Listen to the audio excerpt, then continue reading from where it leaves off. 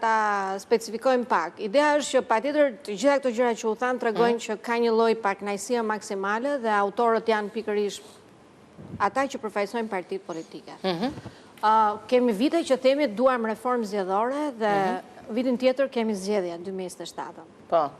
Dhe ky refreni që sa herë jemi në prag zgjedhjesh, politikanët bëjnë sikur i duan shumë zgjedhje dhe sikur i duan shumë elektoratin e vet apo votuesit në veçanti, thonë do bëjmë një reformë zgjedhore. Dhe si asnjëherë tjetër, risia e kësaj reforme zgjedhore që është premtuar sërish nga dakordësia politike e deri tanishme, e kanë filluar diskutimin e Komisionit Reformës Zgjedhore me një arkitekturë të një projekt ligji për financimin e partive politike. Dhe kjo lloj dëshire dhe dakordësie nga palët politike vjen me qenë se dhe ndërkombëtarët, apo ashtu si kundërtheti dhe europianët, janë të shqetësuar që në Shqipëri në periudhë zgjedhjesh specifikisht qarkullojnë parat pista që prekin standardin e zgjedhjeve. Por jo vetëm kaq. Një prekin e tjetërsojnë. Po.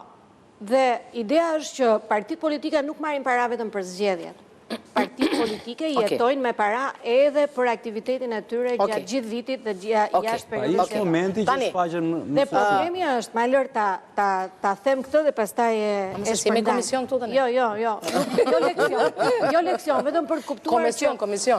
Jo leksion. Ideja është që kjo arkitektura, ne si të ftuar si aktorë shoqërisë civile për të thënë dhe ne gjërat tona dhe për të dëgjuar ishte që po prisnim një draft që ekspertët kanë filluar punën. Por në fakt këtë drafti nuk ishte i finalizuar, por nuk ishte draft, pra prandaj u quhet arkitekturë. Ishte gjysmë draft. Ishte disa piketa. Ka qenë çerek fakt. Mendime, po s'kishte asnjë gjë të shkruar. Ka qenë çyryk, çerek, se u gatrova. Dhe pritet që të dalin në qarkullim. Okej.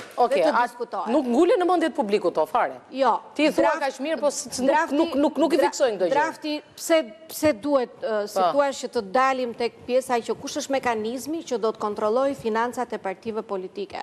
Kush ishte? Do të jenë kostot që do të parandalohen, nuk e themi, sepse akoma nuk është drafti.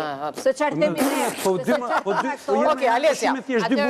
Tani, çështja është që financat e partive politike është mirë që ne partitë politike shqiptare të financohen vetëm nga buxheti i shtetit, apo do të jetë një sistem miks që do të ketë dhe donacione. Si ka funksionu. Po se ndryshua do më thëmë.